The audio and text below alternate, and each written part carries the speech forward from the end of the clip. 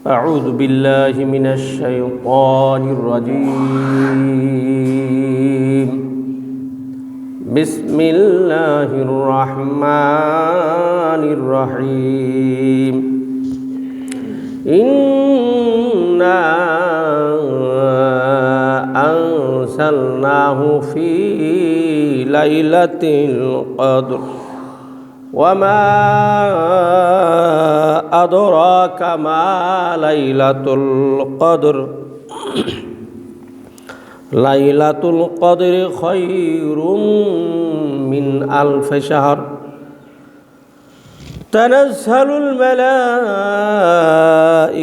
والروح فيها بإذن ربهم من كل أمر سلام هي حتى مطلع الفجر صدق الله مولانا العظيم. আমরা যে আলোচনাটা আজকে জুমার টপিকস হিসেবে নিয়েছি সেটা হচ্ছে ইতিকাফ। এখন প্রথমে আমরা আসি, ইতিকাফ কাকে বলে জানার দরকার না? রমজান মাসের শেষের 10 দিন, রমজান মাসের শেষের 10 দিন অর্থাৎ 20 রোজা রাতে ইবাদতের নিয়াতে একটি নির্দিষ্ট স্থানে আল্লাহর নৈকট্য হাসিলের জন্য অবস্থান করাকে ইতিকাফ বলে। প্রথমে আবার বলি সংজ্ঞা, ইতিকাফ কাকে বলে? ইবাদতের নিয়াতে নির্দিষ্ট একটা জায়গায় আল্লাহর নৈকট্য হাসিলের জন্য অবস্থান করাকে কি বলে? ইতিকাফ বলে। এখন ইতিকাফ কত প্রকার ও কী কী? ইতিকাফ হলো 3 প্রকার। কয় প্রকার? আমার সাথে একটু কথা বলেন। ইতিকাফ কয় প্রকার? 1 নম্বর হলো সুন্নত ইতিকাফ, 2 নম্বর হলো নফল ইতিকাফ, 3 নম্বর হলো ওয়াজিব ইতিকাফ। সুন্নত ইতিকাফ কোনটা? যেটা হচ্ছে রমজানের শেষের 10 দিন অর্থাৎ 20 রোজায় 20 রমজানে সন্ধ্যার সময় অর্থাৎ ইফতার করার পরে মসজিদে অবস্থান করবে। সেখান থেকে ঈদুল ফিতরের চন্দ্র ওঠা পর্যন্ত, যখন ঈদুল ফিতরের ঘোষণা আসবে আগামীকাল ঈদ, তখন তার অর্থাৎ 30 রোজার দিকে তার ইতিকাফ শেষ হবে। তাহলে এইটা হলো সুন্নত। বিশ্বনবী মুহাম্মদ রাসূলুল্লাহ সাল্লাল্লাহু আলাইহি ওয়াসাল্লাম যখন রোজা ফরজ হয়েছে, এরপর থেকে রাসূল করিম সাল্লাল্লাহু আলাইহি ওয়াসাল্লাম মৃত্যুর আগ পর্যন্ত ইতিকাফ কখনো মিস করেন নাই। তো এখন এই যে রমজান মাসে শেষের 10 দিনে আল্লাহ তাআলার নৈকট্য হাসিলের জন্য মসজিদে অবস্থান করা হচ্ছে ইতিকাফ, এটা সুন্নত ইতিকাফ বলেন সুবহানাল্লাহ। 2 নম্বর হলো নফল ইতিকাফ, নফল। এটা হচ্ছে বছরের যে কোনো সময়, বছরের যে কোনো সময় কোনো লোক যদি আল্লাহ তাআলার ঘরে মসজিদে একটি নির্দিষ্ট জায়গা বা কাপড় টানিয়ে ইতিকাফের নিয়াতে অবস্থান করবে, এইটাকে বলা হয় নফল ইতিকাফ বলেন সুবহানাল্লাহ। ওয়াজিব ইতিকাফ কারে বলে? কোনো লোক যদি ইতিকাফ করার জন্য মান্নত করে, মান্নত যে আমার এই কাজটা যদি হাসিল হয়ে যায় আমি মসজিদে 10 দিন 20 দিন 5 দিন 7 দিন আমি এতেকাফ করব, মান্নত করে, তাহলে এই ধরনের এতেকাফ তার উপর অজীব হয়ে যায়, বলেন সুবহানাল্লাহ। এটা তার বাধ্যতামূলক হয়ে যায়, করতে হবে। এখন পুরুষ এবং মহিলাদের এতেকাফের পার্থক্য কি? পার্থক্য হলো, পুরুষ যারা তারা মসজিদে অবস্থান করবে, একটা নির্দিষ্ট জায়গা বেছে নিয়ে কাপড় দিয়ে আটকিয়ে বা সেই জায়গাটা সে কি করবে, নামাজ পড়বে, কোরআন তেলাওয়াত করবে, নফল ইবাদতের ভিতর দিয়ে সে সময় কাটিয়ে যাবে। আর মহিলারা তারা বাড়িতে একটি নির্দিষ্ট কক্ষ বেছে নিতে হবে, ঘরের এক কোণায়, যেখানে সাধারণত নিরিবিলি জায়গা হয়, মানে জনগণের যাতায়াতের একটু ভিড় কম, ঘরের একটা নির্দিষ্ট জায়গা এক কোণারে, সেখানে সে অবস্থান করবে। তবে মহিলাদেরকে স্বামীর অনুমতি নিতে হবে যে আমি এতেকাফ করতে চাই, ঘরের এক পাশে আল্লাহর নৈকট্য হাসিলের জন্য মহিলারা এতেকাফ করতে পারবে। আমি কি বুঝাইতে পেরেছি কথাটা? তাহলে প্রথমে বললাম এতেকাফ কারে বলে, তারপরে বললাম এতেকাফ কত প্রকার ও কী কী, তারপরে বললাম যে মহিলাদের এতেকাফ কোথায় করবে, পুরুষের এতেকাফ কোথায় করবে। পুরুষরা এতেকাফ করবে মসজিদে, মহিলারা এতেকাফ করবে বাড়িতে। বাড়িতে একটা নির্দিষ্ট জায়গায়, যেখানে মানে দুনিয়াবি কথাবার্তা কম হবে, একটা জায়গা নির্দিষ্ট করে নিয়ে সে শুধুমাত্র আল্লাহর নৈকট্য হাসিলের জন্য, আল্লাহর সন্তুষ্ট অর্জনের জন্য সেখানে সে অবস্থান করবে। তাহলে ক্লিয়ার? 2 নম্বরে হলো এতেকাফে বসে কি কি করতে হবে। এতেকাফে বসে শুধুমাত্র আল্লাহর ইবাদতের উদ্দেশ্যে 1 নম্বরে সে নফল নামাজ পড়তে পারবে, 2 নম্বর হলো কোরআনে কারীমের তেলাওয়াত করতে পারবে, 3 নম্বর হলো তাসবিহ তাহলিল করতে পারবে। এই যে 3 তাসবিহ আদায় করবে, তাসবিহ হাতে নিয়ে সুবহানাল্লাহ 33 বার বলবে, আলহামদুলিল্লাহ 33 বার বলবে, আল্লাহু আকবার 34 বার বলবে। তাহলে এক তাসবিহ কি হয়ে গেল, আদায় হয়ে গেল। সে মসজিদে বসে অথবা মহিলারা বাড়িতে বসে, তাহলে 1 নম্বরে নামাজ, কোরআনে কারীমের তেলাওয়াত, তারপরে এরকম তাসবিহ তাহলিল করবে, এবং সে প্রয়োজনে জিকিরও করতে পারবে। কি করবে ভাইরা আমার, মনোযোগ দেন। আপনি যে এতেকাফে বসবেন, কি কি করবেন? এতেকাফে বসে কি খালি বসে থাকবেন? আপনি এতেকাফে বসলেন, খালি সারাক্ষণ জানে মাঝে বসে আছেন, তাহলে লাভটা হইল কি? লাভ হইল না। তাহলে এতেকাফ, নামাজ, এরপরে কি কোরআন তেলাওয়াত, তাসবিহ তাহলিল, জিকির আজকার, এই আমলের একটা অবস্থানে থাকতে হবে। এরপরে এতেকাফটা কি ধরনের ইবাদত, আমি প্রশ্ন করতেছি, নিজে উত্তর দিতেছি।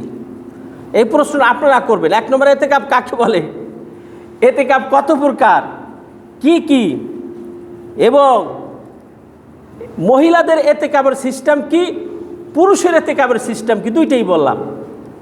এখন প্রশ্ন হলো, আপনাদের প্রশ্ন বলি, আমি আবার উত্তর দেই যে এতেকাফ কি ধরনের ইবাদত।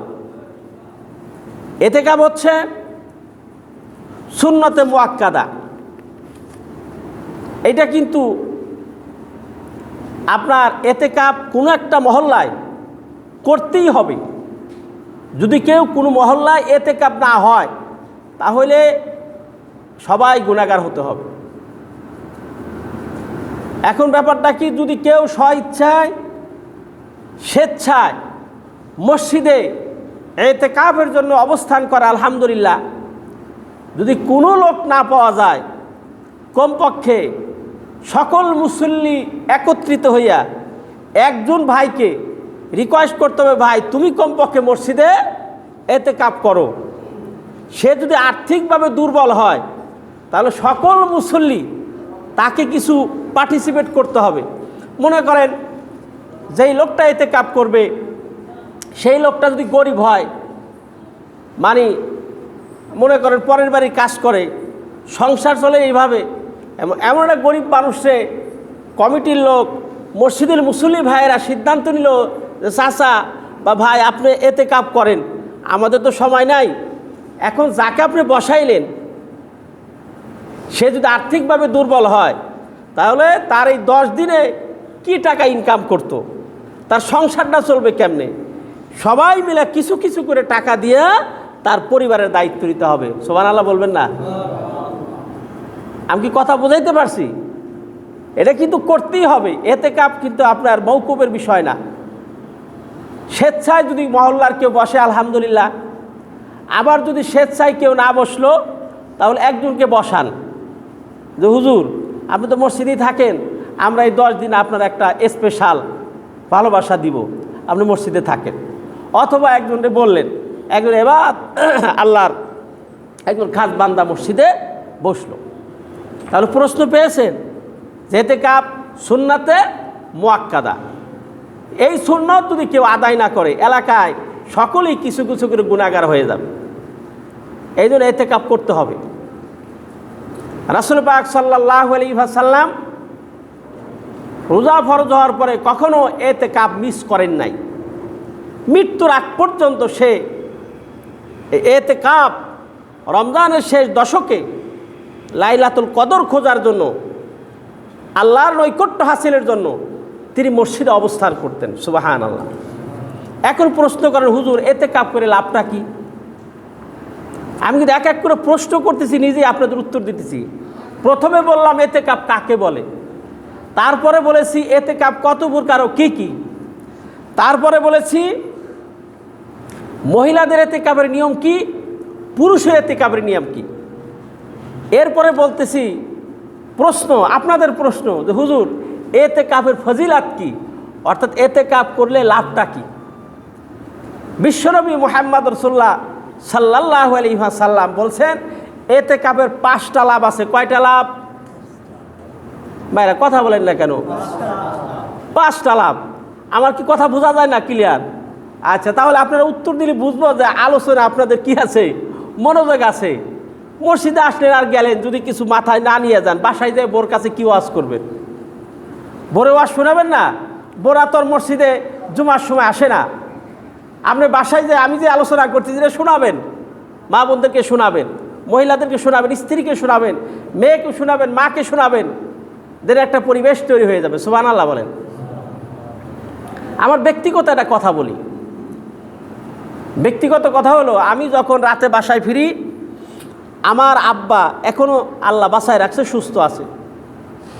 আমার আব্বার সাথে কিছু সময় আমার গল্প না করলে আমার রাতে ঘুম হয় না। সুবহানাল্লাহ বলবেন না? আমার আব্বার সাথে আমি রাতে কমপক্ষে 10 মিনিট 20 মিনিট এই খোঁজ খবর নিব, কেমনে সারাদিন কাটালাম।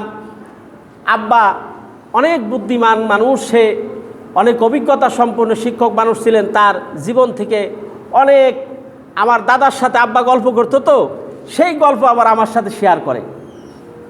তা এখন আমার আব্বার সাথে আমি গল্প করার পরে বিছনায় যাওয়ার পর আল্লাহর রহমত নাজিল হয়ে যায়, সুন্দর ঘুমায়। বলেন সুবহানাল্লাহ। আসলে শান্তি যদি আপনার পরিবারে পেতে চান, পয়সা দিয়েই শান্তি আনা যায় না। আমি বাংলাদেশের একটা ভিডিও দেখলাম, অনেক ধনী, সে 1 নাম্বার ধনী। 1 নাম্বার ধনী, তার লাইফ লিডটা কীরকম? সে যেই কলমটা সিগনেচার করতে, সেটা স্বর্ণের কলম, স্বর্ণের সোনার কলম। সে হাত দিয়ে কখনো খায় না, তার ওয়াইফ তাকে খাওয়াই দেয়। আর একজন মহিলা আবার তার মুখ মুছে দেয়। আর একজন মহিলা কি করে, সে গামছা নিয়ে দাঁড়ায় থাকে। আর একজন মহিলা জুতা পরাই দেয়। মানে সে এত ধনী, নিজের হাত দিয়ে কোনো কাজ করে না। তাহলে কতগুলো মহিলা তার প্রয়োজন? বাথরুমে যাওয়ার সময় একজনের দরজাটা খুলে দেয়, নিজ হাতে কোনো কাজ করেন না। এখন ওই লোকটাকে সাংবাদিক জিজ্ঞেস করেছেন যে আর ইউ হ্যাপি? বলছে no, I have no happy, আমি সুখী না। কেন? বলছে সুখী না এই কারণে, আমার একটা ছেলে আছে, সেও অনেক ধনী, কিন্তু আমার ছেলের সাথে আমার কোনো সম্পর্ক নাই। ছেলে আমাকে আব্বা বলে ডাকে না, ছেলে আমার সাথে কথা বলে না, তা আমি কি সুখী থাকতে পারি? ভাইরা আমার কথা আমার বুঝেন নাই মনে হয়। আপনি যদি এখন অনুভব করেন আপনার ছেলে সবই ঠিক আছে, আপনার সাথে 5 দিন কথা বলবে না, যারা মুরব্বী আছেন একটু অনুভব করেন তো আপনার কাছে কেমন লাগবে? আমি বাবা, আপনি বাবা, আপনার সন্তানের সাথে আপনি 5-7 দিন কথা বলবেন না, খালি কথাটা বন্ধ করে দেবেন। ছেলে হামলায় চিৎকার করবে যে আব্বা সব ঠিক আছে, তুমি আমার সাথে কথা বলো না কেন? এর চাইতে অশান্তি আর পৃথিবীতে হইতে পারে? ছেলে আর বাপ কি সম্পর্ক? ছেলের সাথে বাবা কথা বলে না, বাবা ছেলের সাথে কথা বলে না, এটা কি হ্যাপি থাকা যায়? আমি লক্ষ্য করতে পেরেছি, আমি যখন মাঝে মধ্যে অসুস্থ অনুভব করি, তখন আমার ছোট্ট একটা ছেলে আছে, ওই ছেলের বুকের ভিতর যখন জড়াই ধরি, আল্লাহ তাআলার পক্ষ থেকে মনে হয় হাতটা আবার সচল হয়ে গেল। বলেন সুবহানাল্লাহ। আমি লক্ষ্য করেছি আমার আব্বা অসুস্থ, আপনাদের শিখার উদ্দেশ্যে বলতেছি, যাই সে আব্বার মাথায় একটু হাত বুলাই যে আব্বা কেমন লাগতেছে? বলছে না, এই একটু তেলটা দাও তো, আব্বার পায়ে একটু ডলে দেই। একটু তেল আনলো, সরিষা তেল, কিছু সময় আব্বার গাওটাও মেসেজ করে দিলাম, পাটা একটু ডলে দিলাম, মাথায় হাত বললাম, সূরা কিরাত করে একটু মাথায় ফু দিলাম। আমার আব্বা এই অসুস্থ ছিল, একটু বার সুস্থ হয়ে গেছে। সুবহানাল্লাহ বলবেন না? মা বাবার সাথে, ছেলে বাবার সাথে, মায়ের সাথে যেটা সম্পর্ক, এটা রক্তের সম্পর্ক।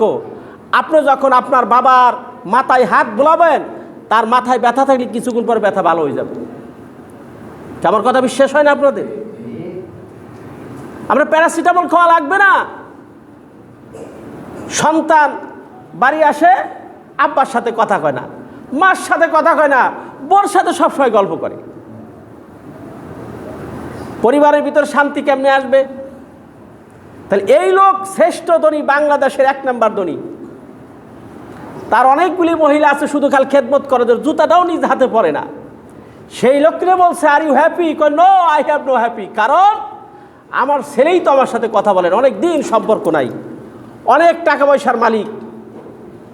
এখন ছেলের সাথে যদি সম্পর্ক না থাকে, এর চাইতে অশান্তি আর পৃথিবীতে হইতে পারে? আপনারাই আমার এই কথাটা মনে মনে অনুভব করবেন যে হুজুর কথাটা বললো কি।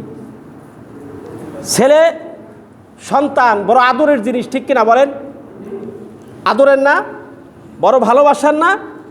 এই সন্তান যদি আপনার কথা না শুনে, আপনার কাছে খারাপ লাগবে না ভালো লাগবে? লাগবে না? এটা আল্লাহ তাআলার একটা নিয়ামত। আবার দেখবেন অনেকেরই টাকা পয়সার অভাব নাই, সব ঠিক আছে, কিন্তু আল্লাহ একটা সন্তান দেয় না। আছে না এরকম?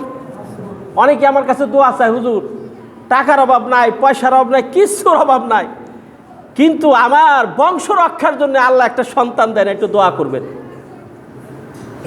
আছে না এরকম? আবার একজন আছে ভ্যান চালায়, খালি ছেলের সন্তান হওয়ার তালিয়ে থাকে। আছে না এরকম? ছেলের সন্তান হওয়ার তালিয়ে থাকে, তার মনে করেন যে পয়সা নাই, কিন্তু আল্লাহ তার এই ছেলে সন্তানদের নিয়ামত দিয়েছে। জোরে বলেন সুবহানাল্লাহ। ভাইরা আমার, পরিবারের কথা বললাম যে পারিবারিকভাবে শান্তি স্থাপন করতে হবে আমাদের। যারা জোয়ান ছেলেরা আছো, তাদের আমি রিকোয়েস্ট করব, এই রমজান মাস এটা তাকওয়ার মাস। এখন বলেন কি তাকওয়া? খেয়াল করবেন খুব ভালো করে। একটা লোক মিথ্যা কথা বলতো, সে রমজান পেয়ে মিথ্যা কথা ছেড়ে দিল। একটা লোক ঘুষ খাইতো, রমজান মাসের ওসিলা সে বলল যে আমি আর ঘুষ খাবো না। একটা লোক সুদ খাইতো, সে রমজান পেয়ে বলল আমি আর সুদ খাবো না। একটা লোক বোনের সম্পত্তি বা ভাইয়ের সম্পত্তি কৌশল করে অন্যের হক মেরেছে, তার ভিতরে যদি আল্লাহ হেদায়েতের আলো জ্বালায় দেয়, বোনকে ডাকবে যে ভাই, এ বোন আসো, আমি তো বুঝতে পারি নাই, এই রমজান মাসের ওসিলায় তোমার হক তুমি বুঝে নাও, আমার মাফ করে দিও। কিয়ামতের ময়দানে একটা গুনার দায়িত্ব আল্লাহ পাক নেবেন না। সেটা কি জানেন? সেটা হচ্ছে আপনি নামাজ এক ওয়াক্ত পড়েছেন, বাকি একটা মার গিয়েছে, হতে পারে এরকম ব্যস্ততার কারণে নামাজ হয় নাই, আল্লাহ তাআলা বলবে এটা তো আমার দায়িত্ব বান্দা, আমি তোমারে মাফ করে দিলাম। বলেন সুবহানাল্লাহ। 2 নম্বর হলো মাতা পিতার হক যদি কেউ নষ্ট করে, আল্লাহ বলবেন যে এই দায়িত্ব আমি গ্রহণ করব না, তোমার মাতা পিতার কাছে তুমি মাফ চাইয়ে আসো। তোমার মা বাপ যদি তোমাকে মাফ না করে, আমি আল্লাহ পাক সেটা তোমাকে মাফ করতে পারবো না। তুমি যদি কারো হক নষ্ট করে থাকো, এই দায়িত্ব আমি আল্লাহ পাক নিব না। আমার ইবাদত কম করছো, আমি আল্লাহ মাফ করে দিলাম।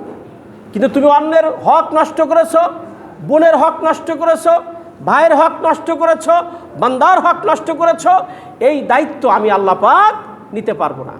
এটা তুমি যার হক নষ্ট করেছো তার কাছে তুমি মাপ চাও।